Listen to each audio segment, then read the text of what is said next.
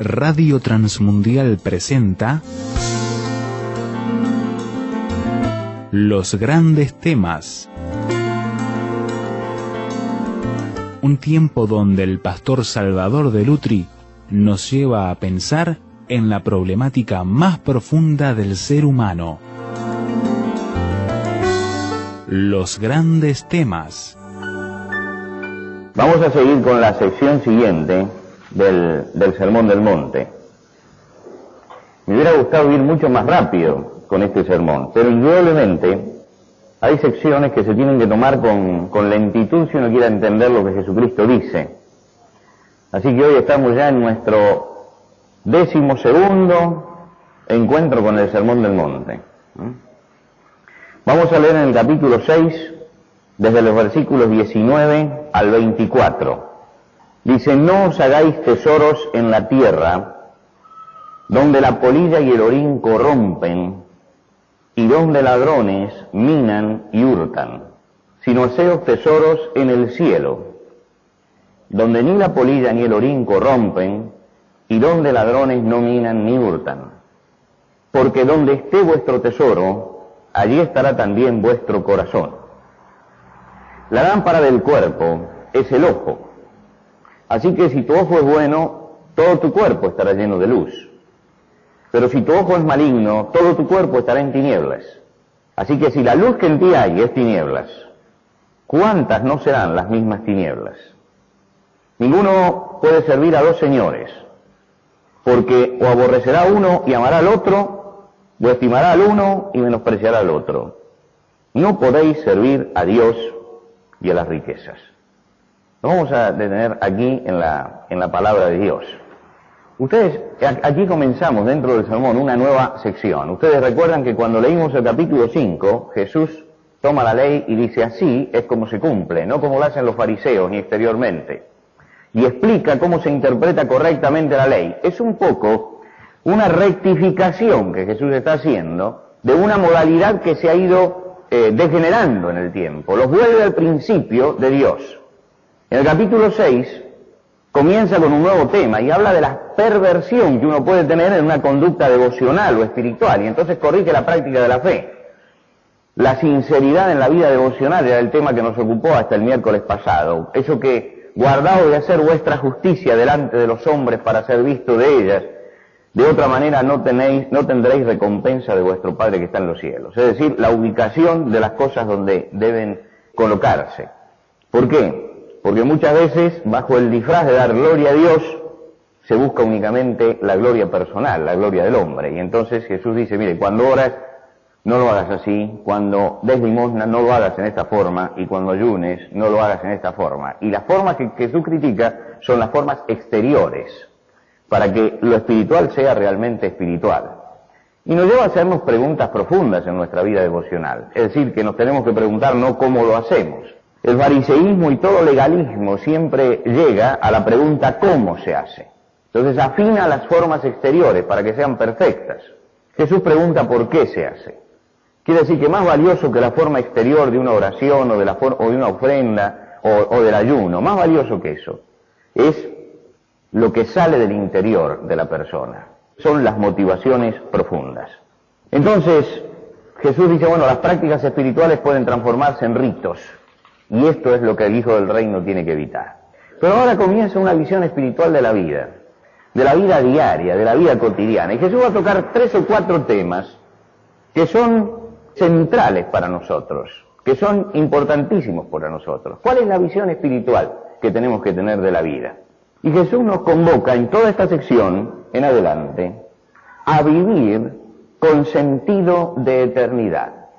Usted vio que toda la gente hoy vive, pero vive el hoy, y se le va achicando los plazos, ¿no? Hace 30 o 40 años la gente vivía para lo que me va a pasar aquí en la tierra, en mi vida, para la jubilación, ¿no es cierto?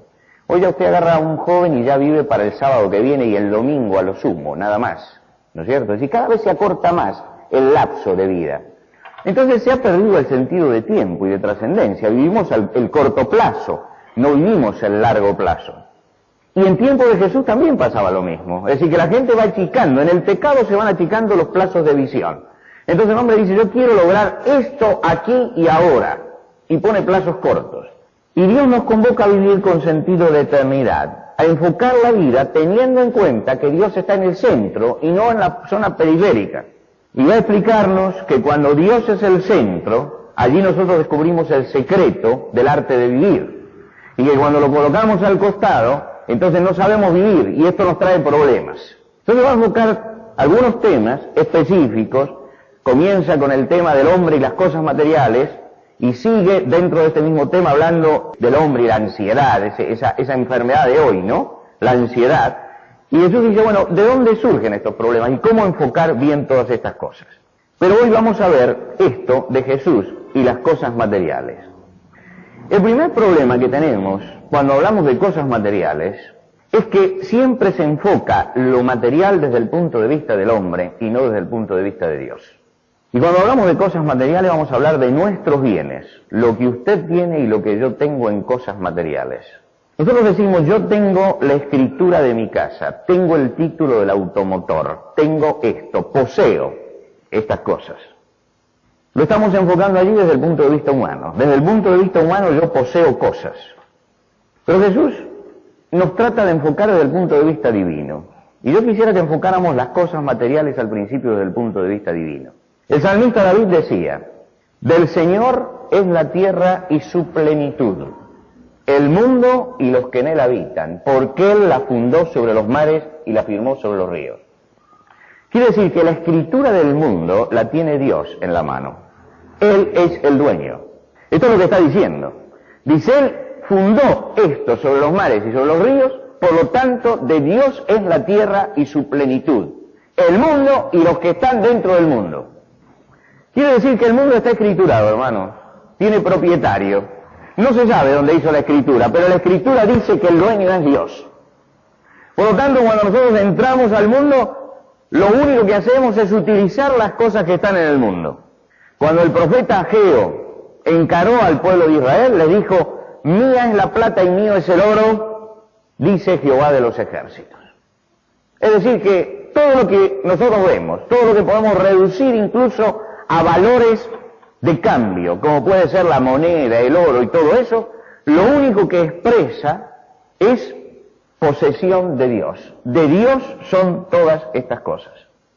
Como cristianos, nosotros no podemos actuar como el hombre que no conoce al Señor. El que no conoce al Señor desconoce el señorío de Dios en las cosas materiales. Entonces, junta porque cree que Él es dueño y que esto da seguridad. Confía en que esas cosas son el sostén y son la esperanza de su vida. Usted habrá oído asegurarse el porvenir, ¿no? Tener bienes para... ¿Quién se asegura el porvenir? Vamos a pensar un poquito desde el punto de vista de la eternidad. ¿Quién puede decir esta noche que va a salir vivo de este lugar? Entonces, cuando yo digo me aseguro el porvenir, estoy presumiendo cosas. Quiere decir que los hombres poseen cosas para tener seguridad, ¿no? Y las cosas terminan poseyéndolo a ellos, porque llega un momento que viven para la cosa y la cosa domina, porque yo necesito tener seguridad. ¿Y con cuánto estoy seguro? ¿Con $10,000? ¿Con 100,000? Tampoco. ¿Con 1.000.000? Tampoco. Quiere decir que tengo que esforzarme mucho, porque la seguridad es eso. Y Jesús advierte que esta forma de pensar, donde se saca a Dios y donde el hombre se afirma aquí abajo, una forma muy común, y yo quiero, hermano, que no piense solamente en los que no conocen a Cristo, sino que pensemos en nosotros como cristianos. ¿Cuántas veces pensamos que la seguridad está en aquellas cosas que tenemos? Jesús advierte a los hijos del reino del potencial peligro de afirmarse en los bienes, las graves declinaciones espirituales que esto produce. Allí está la parábola de Jesús cuando contó la parábola del rico insensato, que era un hombre que se había dedicado a apoyarse en los bienes, y que juntó todo y acumuló riqueza, y cuando llegó al final de su vida y tenía sed espiritual, porque su alma gritaba dentro de él, él dijo, alma, muchos bienes tienes almacenado para muchos años, como diciendo, tendrías que estar tranquila y tienes que tranquilizarte en los bienes materiales. Y entonces dice que esa noche fueron a pedir su alma, y cuando golpearon la puerta para pedir el alma, él se dio cuenta que la intranquilidad no venía de la falta de bienes materiales, la intranquilidad venía de su falta de buena relación con Dios, porque yo me imagino que este hombre de la parábola debe haber pegado un salto tremendo cuando sintió la muerte, porque no estaba en sus planes esto, no estaba en los planes. En los planes entró todo menos la muerte. Quiere decir que acá hay un hombre que se le produce en la vida una grave declinación espiritual, porque quiere alimentar la necesidad espiritual con las cosas materiales. No puso las cosas materiales en su lugar, las puso en el centro de la vida, y quiso poseerlo todo. Desplazó a Dios, Dios no aparece en el planteo. Cuando llega al final y tiene que reordenar todo, se da cuenta que su alma está insatisfecha, que lo único que tiene para satisfacerlo es la cosa material, y que Dios le está pidiendo el alma para cortarlo. Y entonces se da cuenta que se equivocó toda la vida. No que se equivocó en una cosa, sino que se equivocó en toda la vida. El joven rico era un joven de grandes apetencias espirituales. Fue a Jesús porque tenía apetencias espirituales. Era un practicante de la fe. Jesús le menciona los mandamientos y él dice, todo esto los he guardado desde mi juventud. Sin embargo, cuando Jesús tocó lo material, él demostró que estaba poseído por lo material. En este tiempo se habla tanto de posesión demoníaca, ¿no es cierto? Creo que hay que hablar de otra posesión, de la posesión que hacen las cosas materiales en los hombres. Creo que eso es peor en este momento, como fiebre, que todo lo que se habla de posesión demoníaca. Yo he visto pocas posesiones demoníacas, auténticas posesiones demoníacas, pero veo a diario, cotidianamente, gente que está poseída por el consumismo y que no entiende que esto también es satánico, no entiende que esto también proviene de Satanás, porque están buscando que encuentre satisfacción en la cosa material. Y este joven, Jesús lo llamó y no sabemos lo que Jesús podía haber hecho con este joven, pero él se negó. Porque lo material, estaba poseído en ese momento por lo material y no dejó que Dios poseyera su vida. Quiso seguir manejando esto. ¿Cuál es la relación que Jesús propone con los bienes materiales? En primer lugar, Jesús dice una cosa negativa y otra positiva. Dice, no hagáis tesoros en la tierra, lo negativo, sino haceos tesoros en el cielo, lo positivo. Ustedes saben, en la tierra está lo terrenal y en el cielo lo celestial. Jesús comienza diciendo, no os hagáis tesoros. Yo creo que lo más importante es subrayar qué significa esta palabra tesoro. Jesús nunca habló contra que los hombres tuvieran cosas. Jamás Jesús dijo esto, no tienen que poseer cosas. Incluso más, el padre de la fe, Abraham, padre de la fe, era un hombre riquísimo, y lo dice la Biblia. Y Abraham era riquísimo. Y usted dice, seguramente era riquísimo en lo espiritual. No, la Biblia dice, era riquísimo en ganado, en plata y en oro. Quiere decir que era rico en cosas materiales. Cuando la Biblia dice que era rico, quiere decir que él era rico en cosas perecederas, porque el ganado es perecedero. Que era el rico en cosas vulnerables, en el oro y la plata, que se lo podían robar. Él era rico en esas cosas. Pero su riqueza tiene dos características que son muy importantes tenerlas en cuenta. En primer lugar, la riqueza de Abraham era una riqueza que Dios le había dado, que no había surgido por el afán de él de tener, sino que había sido el premio de Dios a la fidelidad de él. Esto es muy importante. Abraham no era rico porque había estafado a su prójimo, no era rico porque no había pagado impuestos, no era rico porque le había robado tiempo a Dios para dedicarlo a su trabajo. Él era rico porque era un hombre consagrado a Dios y Dios le había dado los bienes. Quiere decir que Dios no está en contra de los bienes, pero los bienes tienen que ser bien habidos, bien habidos. Cuando tenemos un testimonio de esto en la vida de Abraham, creo que es un testimonio muy importante para tener en cuenta, que es que cuando vino el rey de Sodoma y le ofreció una parte del botín de la guerra, le explica a Abraham por qué no va a tomar ese botín. Y él le dice, he alzado mis manos al Señor, Dios Altísimo, Creador de los cielos y la tierra, que desde un hilo de la correa del calzado, nada tomaré de lo que es tuyo, para que no digas, yo enriquecí a Abraham. Fíjese usted el detalle, ¿no? En ese momento él podía ser mucho más rico, pero él detuvo esto y dijo, no, porque si yo recibo algo, hay alguien que va a decir, yo lo enriquecí. Y yo quiero que el único que pueda decir, yo lo enriquecí, sea realmente el Señor. Porque yo a Él alcé mis manos. Quiere decir que todo lo había recibido de Dios. Esa era la riqueza de Abraham. Pero además, Abraham, y esto es lo segundo, estaba dispuesto a entregar todo a Dios. ¿Se acuerdan ustedes? no me rehusaste a tu hijo, tu único, Isaac.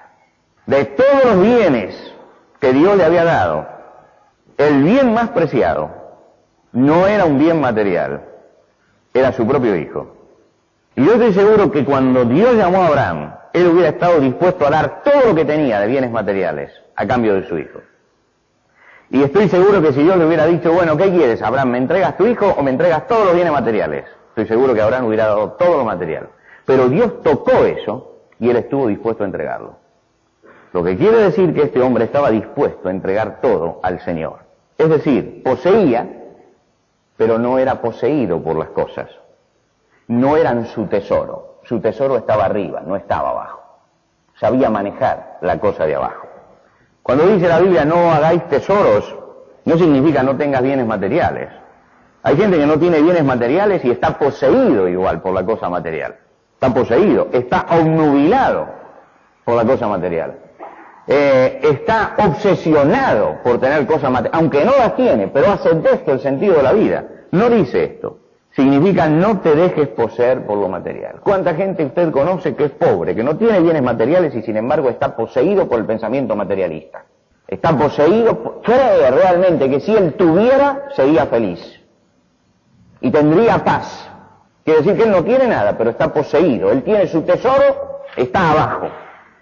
Cuando Jesús dice no os hagáis tesoros, está diciendo no apoyes tu esperanza y tu vida en una cosa como esta. Cuando dice no hagáis tesoro, dice no pongas tu confianza en eso. Jesús tuvo alrededor de él a personas que manejaban mucho dinero, como Zaqueo, por ejemplo, y él no tuvo en poco entrar en la casa de Zaqueo.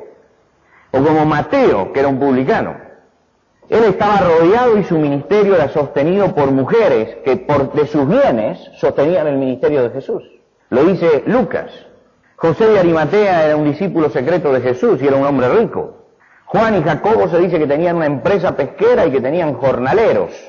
Lo que quiere decir que Jesús tenía alrededor de él gente que tenía posesiones y muchos de ellos eran sus discípulos. Acabamos de mencionar a algunos de sus discípulos.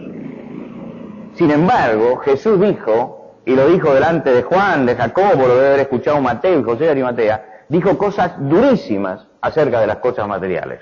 Por ejemplo, en la parábola de la semilla, él dice que la semilla que fue plantada entre espinas es el que oye la palabra, pero el afán de este siglo y el engaño de las riquezas la ahogan. Está diciendo algo terrible. Dice que las cosas materiales pueden llegar a ahogar lo espiritual. Que uno puede recibir la palabra de Dios en su corazón y de pronto el afán de lo material ahoga esa palabra. Y uno dice, yo no voy a cumplir esto porque eso me costaría tal cosa. Porque eso me traería tal problema. Y fíjese que hay gente que no discutiría nunca lo espiritual, pero discute lo material. Yo no escuché nunca a nadie, por ejemplo, discutir el hecho de hacer una vigilia de oración de 3 o 4 horas. Pero sí he escuchado a mucha gente discutir si el creyente debe dar tal porcentaje o no tal porcentaje de su ofrenda. Es decir, hay allí una problemática que está ahogando muchas veces nuestra vida. En otro momento el Señor Jesucristo dijo, cuán difícil es entrar en el reino de Dios a los que confían en la riqueza. Y puso aquella figura, es más fácil entrar un camello por el ojo de una aguja que un rico entre al reino de los cielos. En una exageración oriental, pero que es bien gráfica, de que es muy difícil realmente para un hombre que se apoya en el dinero, dejar lo material para apoyarse en el Señor. Ahora fíjense lo que dice el Señor. El Señor le está diciendo a gente que incluso manejaba dinero, le dicen que el dinero tiene un poder tremendo para matar la semilla en el corazón de los hombres. Y que el dinero impide que los hombres entren al reino de Dios. Que es un factor importante. Por lo tanto es muy peligroso. Jesús no estuvo contra el dinero, pero dijo cosas duras acerca de los que ponen su corazón en ello. Jesús tampoco estuvo contra las reservas económicas. Algunos preguntan si un cristiano puede tener reservas económicas. Uno de los hombres de Dios del libro de Génesis, José en Egipto, le aconsejó al faraón, ¿se acuerdan ustedes?, que tuviera reservas económicas. Cuando vio en el sueño las 7 vacas gordas y flacas y fue e interpretó el sueño José, le dijo, las 7 vacas gordas son 7 años de prosperidad para Egipto y las flacas son 7 años de pobreza. Y entonces, como administrador, le dijo, lo importante es que en estos 7 años se llenen graneros, se construya, se haga todo, como para que en los otros 7 años tengamos provisión. El sabio Salomón, en los Proverbios, dice, que tenemos que mirar a la hormiga, la cual prepara en el verano su comida. Agur, en los proverbios de Agur, dice que la hormiga es un pueblo no fuerte, pero en el verano prepara su comida, y lo pone como un ejemplo de la previsión que el hombre tiene que hacer para su futuro. Pablo es taxativo en la carta a los Corintios, dice, no deben atesorar los hijos para los padres, sino los padres para los hijos. Quiere decir que nos está diciendo que tenemos que pensar en la provisión de ellos. Es decir, no se habla ni contra la riqueza ni contra la provisión que podemos hacer. Los peligros de Jesús, los peligros que señala Jesús, son peligros de 3 tipos. Y yo voy a tratar de explicar estos 3 peligros. Y creo que son progresivos, son 3 pasos a través de los cuales la riqueza puede llegar a trastornar nuestra vida. En primer lugar, la riqueza puede producir una confusión de valores. Empezamos a valorar lo de abajo más que lo de arriba y a preocuparnos más por lo de abajo que por lo de arriba. Y eso lleva a la inestabilidad. Y esto es lo primero que dice Jesús. Si se trastoca el valor, el hombre es inestable. No sé cuál es la forma más común que hoy existe en el mundo de guardar dinero. Me imagino que deben ser los grandes bancos y los intereses, no sé, o las acciones, o no sé. Pero en aquel tiempo de Jesús no había todo esto. Todo era mucho más rudimentario. Pero había cosas que tenían mucho valor, mucho más valor que ahora, y que formaban parte del patrimonio y la riqueza de la gente. En primer lugar, no había hilanderías como en este tiempo. Las hilanderías se conocieron recién en el siglo pasado, y la ropa era costosísima. Entonces la ropa era un tesoro, realmente. Usted no solamente compraba ropa nueva, compraba ropa usada. Se vendía ropa usada constantemente porque eran valores y se tenía dentro del patrimonio esto.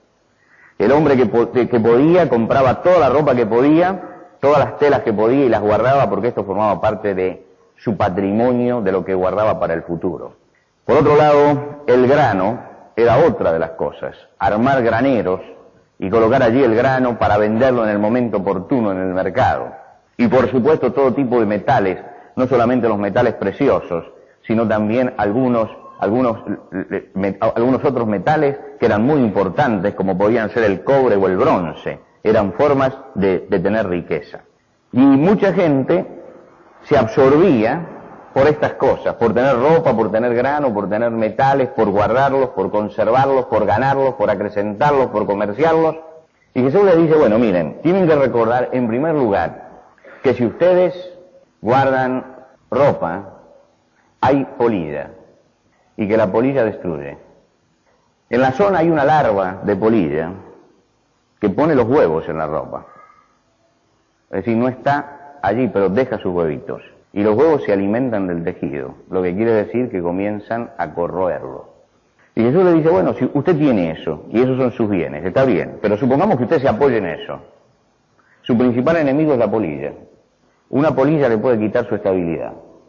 Por otro lado, Jesús habla del orín o el óxido que corrompe. Cuando habla de aquí del orín que corrompe o del óxido que corrompe, habla de todo lo que se corrompe, no solamente del óxido. Nosotros centramos la palabra óxido en lo metálico. Ellos cuando hablaban de orín hablaban de la corrupción, por ejemplo, del grano cuando se ponía verde a causa de la humedad y se echaba a perder. Esto era el orín que corrompía también. Y tengan en cuenta que las cosas estas se corrompen.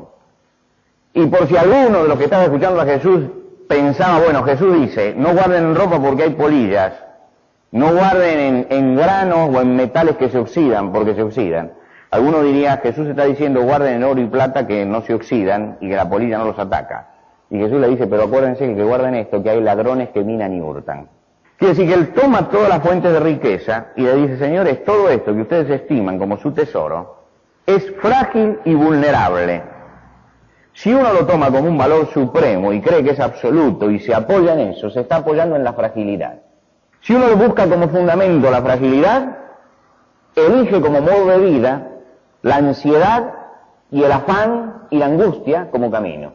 Cualquier persona que quiera apoyar su vida en lo material y cree que el sentido de la vida está en poseer, está eligiendo su estilo de vida. Está eligiendo un estilo de vida. Va a vivir afanoso toda la vida por tener lo último, gastando todo su dinero y nunca guardando nada porque necesita poseer, y está eligiendo la ansiedad, está eligiendo el afán, está eligiendo la angustia como un camino, y está instalando el temor permanente en su propia vida. ¿Por qué? Porque cuando uno elige lo inestable produce inestabilidad en nosotros, Si usted está parado aquí arriba, no está inestable, pero si usted se para en un bote en medio del agua, en un bote, y está parado, usted está inestable. ¿Por qué? Porque la base está inestable, y cuando usted elige apoyarse en algo inestable, la inestabilidad de lo que usted elige afecta su propia vida. Jesús dice, si alguien elige esto para apoyarse en eso, tiene que acordarse que un día puede perderlo, se lo pueden robar, puede venir la polilla, y si se apoyó en eso, se le destruyó la vida. Y si está apoyado en eso, va a estar toda la vida ansioso, buscando sacar la polilla, buscando que no se oxide, revisándolo todos los días, buscando bajo qué cerrojo va a poner las cosas, en qué colchón va a poner el oro. Es decir, va a transformar la vida en una ansiedad total, porque en eso va a estar su tesoro. Nosotros hoy tenemos 3 ideales en nuestra sociedad, que son los ideales de nuestra generación. ¿Cuáles son las cosas que buscan y en las que quiere apoyarse el hombre de hoy? Miren, en los bienes de consumo, ¿no es cierto? Las cosas materiales. En la fuerza física, no lo espiritual, la fuerza física. Y en la belleza exterior. Estas son 3 cosas por las cuales el hombre lucha y lucha y lucha y lucha. ¿Y por qué surgen tantos casos de angustia y de depresión en este siglo? Porque los valores sobre los cuales se apoyan son valores negativos. ¿Por qué la gente se tira tanto la cara? Esto de estirarse la cara es una tontería mayúscula, porque creen que vencen el tiempo. Pero además creen una cosa, creen que un rostro anciano y arrugado es feo. Y eso es terrible, porque hay belleza en la ancianidad. Hay belleza en las arrugas. Son marcas que la vida va dejando, pero la niegan, porque su valor no es la experiencia, no es la sabiduría. El valor que tiene es la belleza física, exterior, y la fuerza. Y el anciano puede tener belleza, pero su rostro no muestra fuerza, ¿no es cierto? Entonces, no tiene fuerza física, no tiene el valor. Por eso usted no va a ver nunca que le vendan un automóvil, por ejemplo, con un anciano manejando. Le ponen un muchacho joven que lo lleva adelante, ¿no es cierto? Eso es lo que vende. Es decir, hay momentos en que, en toda la publicidad, en que usted se da cuenta que hay una cantidad de gente que está totalmente marginada de todo esto, bien marginada, porque no constituye la búsqueda de esta sociedad. Ahora, una sociedad que se apoya en los bienes de consumo, si Jesús hablara hoy, diría que si usted se apoya en los bienes de consumo, tiene que acordarse que la inflación, la deflación y todas esas cosas son como polilla y orín que corrompe, y que a usted se le puede mover el piso en cualquier momento por esto. Si alguien busca belleza física, usted sabe muy bien que usted puede elegir la belleza física, pero no puede retenerla. El niño se casa enamorado de lo exterior de la señorita, y 30 años después lo quiero ver. Pero se casó por eso. Entonces no es extraño que usted vea a un hombre de 50 años buscando una chica de 20, y una mujer de 50 años buscando un muchacho de 20, porque ha perdido el ideal de su generación. Está en otra cosa. ¿Se da cuenta? Eso es la inestabilidad, buscar los valores en la inestabilidad. Quiere decir que la confusión de valores, cuando el tesoro está puesto abajo y en cosas inestables, lleva a la inestabilidad de la vida. En segundo lugar, Jesús dice, oscurece la visión general de la vida. Miren ustedes esto, la lámpara del cuerpo es el ojo, así que si tu ojo es bueno, todo tu cuerpo estará lleno de luz. Pero si tu ojo es maligno, todo tu cuerpo estará en tinieblas.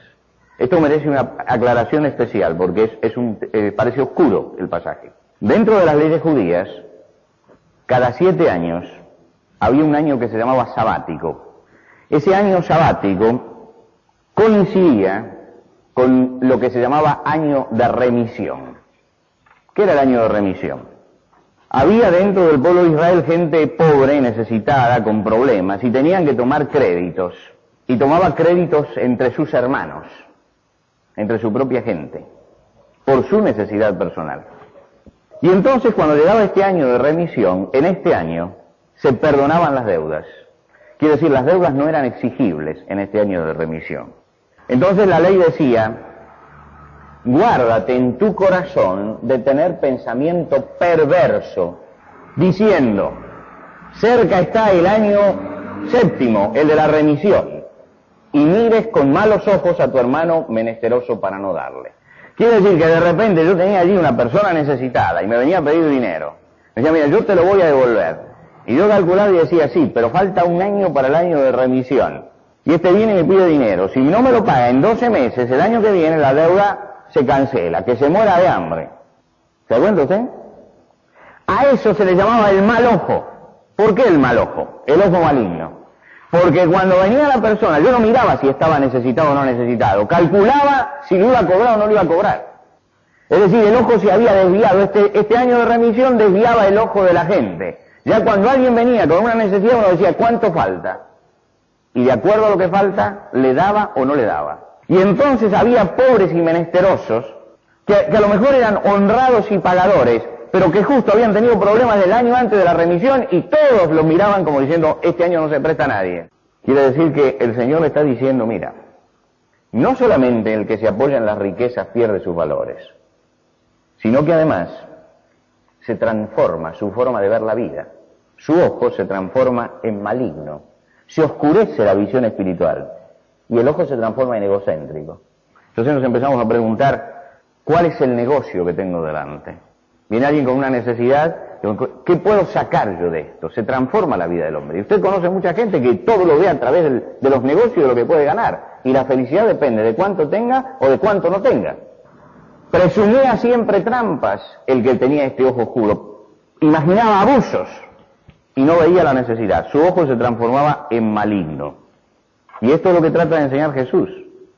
Que si uno se apoya en lo material termina por oscurecerse la visión espiritual y termina por oscurecerse la caridad y el hombre se transforma en egocéntrico y solo ve los negocios y solo ve sus propias necesidades y termina por oscurecerse toda la vida. Yo conozco gente que en su propia familia, sus propios hermanos necesitados, les prestaba dinero a altísimos intereses. Porque la familia es una cosa, pero los negocios son los negocios. Y Jesús advierte, cuidado, que no sea cuestión de que apoyándote en lo material pierdas la visión de la generosidad, pierdas la visión de la ayuda al menesteroso, pierdas la visión de que el hombre tiene que ser generoso con el prójimo. Pierdas esta visión. Y por último, por eso yo digo que es progresivo, ¿no? Se pierden los valores, se oscurece la visión. Creo que Jesús habla de progresión. Por último, se transforma esto en idolátrico. Si usted se fija en su Biblia, en el versículo 24, dice, ninguno puede servir a dos señores porque o aborrecerá a uno y amará a otro, o estimará a uno y menospreciará al otro. No podéis servir a Dios y a las riquezas. Y ahí hay una llamada en la palabra riqueza, en su Biblia, que lo manda al pie. Y al pie dice mamón, con mayúscula. Porque la palabra que usa Jesús no es la palabra riqueza como la entendemos nosotros. Él utiliza la palabra mamón. ¿Qué quiere decir Jesús con esto? Que en el último estadio del que se apoya en lo material, desemboca en la idolatría. La riqueza se le transforma en el amo.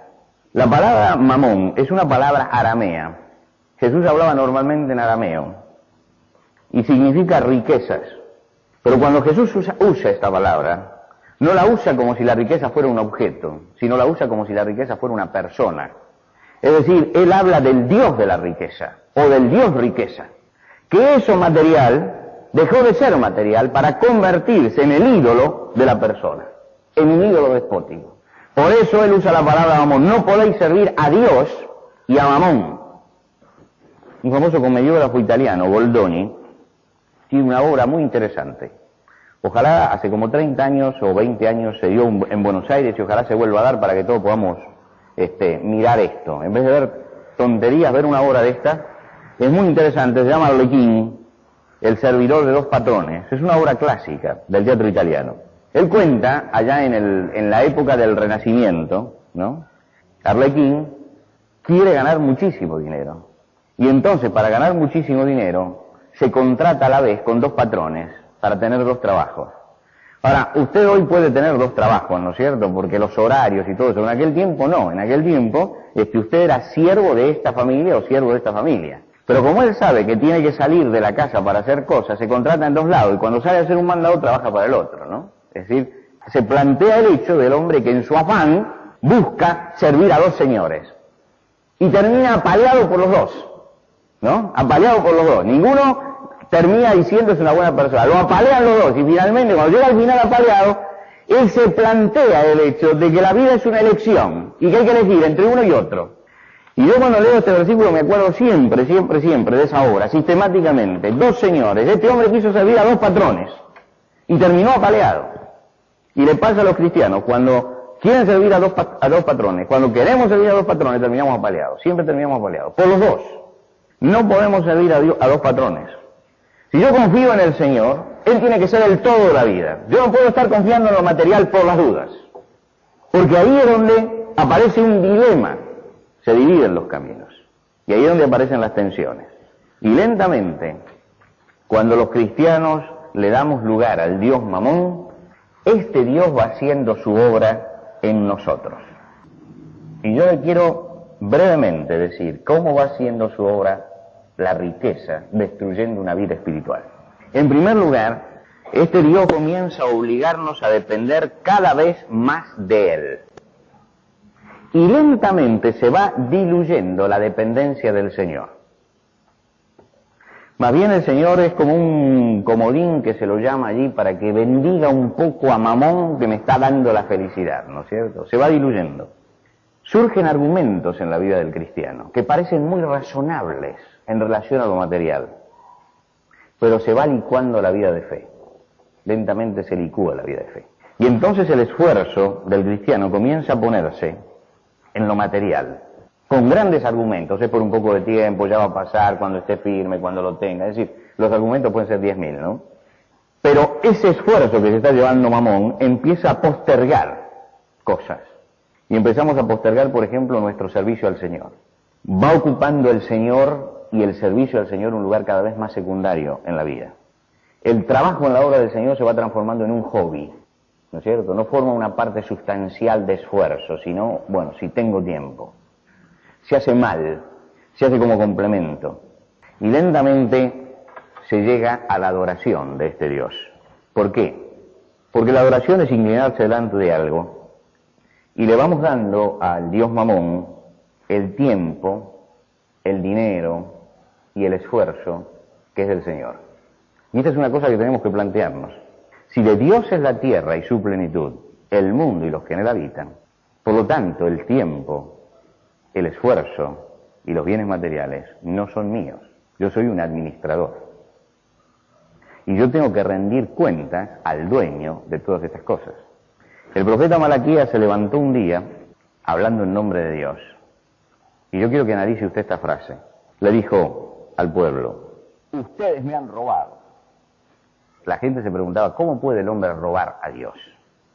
¿No es acaso de Dios la tierra y su plenitud, el mundo y los que en él habitan? ¿Cómo puede el hombre robarlo? Entonces dicen, me han robado en las ofrendas. Dice, pero Dios necesita la ofrenda nuestra, hermano. ¿Usted cree que Dios necesita su ofrenda, mi ofrenda? Sí, Él tiene todas las cosas. Él no necesita eso. ¿Qué reclamaba Dios? ¿El dinero que tenían que dar ellos? No, lo que estaba reclamando era otra cosa, el señorío de Él sobre las cosas materiales. Cuando ellos robaban de todo eso y no lo entregaban, estaban no reconociendo que Dios era autoridad, no reconociendo que eso era de Dios, no reconocían eso, no reconocían la soberanía de Dios sobre la vida. Y lo que se aplica al dinero se puede aplicar al tiempo y se puede aplicar al esfuerzo de la persona también, se puede aplicar a todo esto.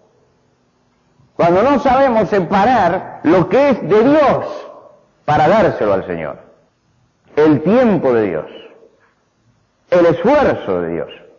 Cuando yo realmente en mi compromiso con el Señor me inclino para darle eso, aunque sea sacrificialmente, pero es la forma de la adoración al Señor esa.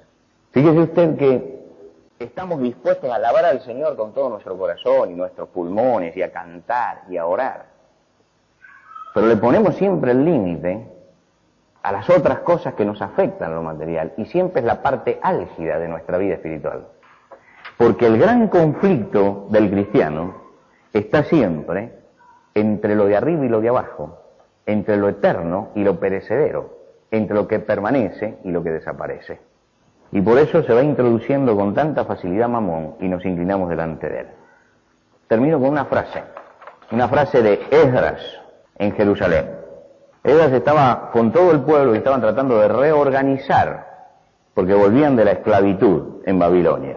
Y entonces él publica un ayuno. Y publica este ayuno, dice, ayunemos todos para hacer algo. Dice, porque necesitamos orientación de Dios. Orientación de Dios para que caminemos en sus leyes, para que caminemos derecho, dijo él, que es caminar en las leyes de Dios. Y él dio 3 temas de oración, conciso, ¿eh? Él dijo, el ayuno y la oración debe ser para que Dios nos oriente acerca de cuál es el camino derecho que debemos andar nosotros. En segundo lugar, ¿cuál es el camino derecho en el que deben andar nuestros niños? Porque estaban formando a los niños. Entonces, ¿cuál es el camino que tenemos que enseñarle a ellos? En tercer lugar, ¿cuál es el camino derecho para todos nuestros bienes? 3 temas de oración le dio al ayuno. 3 temas. Dijo, primero, ¿para dónde tengo que ir yo? Segundo, ¿para dónde tengo que llevar a los niños? Presente y futuro. Tercero, ¿para dónde tengo que llevar los bienes? Porque sabía que el hombre espiritual se mide por cómo maneja su vida, por el legado que deja y por cómo maneja los bienes materiales. Y que estos son 3 puntos donde Satanás golpea duramente en la vida de los hombres. Y el punto de lo material es el tema de esta generación. Este es el tema de esta generación. No le quepa duda que la parte más álgida y tremenda del Sermón del Monte para el siglo XX está en estos versículos y en los versículos que vamos a ver, si Dios quiere, en nuestro próximo encuentro. Señor, queremos rogarte esta noche que tú nos des una claridad de visión espiritual en cuanto a lo material, que no dividamos las cosas y que sepamos reconocer el señorío tuyo sobre todo lo que poseemos, lo que podríamos llegar a poseer, y reconocer que tú eres Dios. Señor, ayúdanos a manejar las cosas y no a que las cosas nos manejen. Ayúdanos a usar las cosas para nuestro bien y no a que las cosas nos usen. Permítenos, Señor, no inclinarnos delante de lo material como para que esto termine por desequilibrar nuestra vida. Señor, que ninguno de nosotros como cristianos esté eligiendo el camino de la angustia y de la ansiedad. Que ninguno de nosotros como hijos tuyos esté eligiendo el camino del temor, sino que sepamos organizar lo material en forma tal que no le tengamos que entregar una parte de nuestra existencia a ese Dios pagano que se ha instalado entre nosotros y que quiere captar nuestra vida. Enséñanos a contentarnos con lo que recibimos de ti, a vivir de nuestras fuerzas, a no hipotecar nuestro futuro, Señor, a no tener la presunción de que podemos entregar y pagar con el trabajo de mañana, del mes que viene, del año que viene. Líbranos, Señor, de esta presunción, para que no haya angustia en nuestro corazón. No nos des pobreza ni riqueza, manténnos del pan necesario. No sea que no teniendo pan, caigamos, Señor, en la rebelión contra ti. Y no sea que teniendo mucho te olvidemos. Señor, ayúdanos a tener equilibrio en estas cosas, porque sabemos que todo esto marca nuestra madurez espiritual. Te rogamos esto en el nombre de Jesús.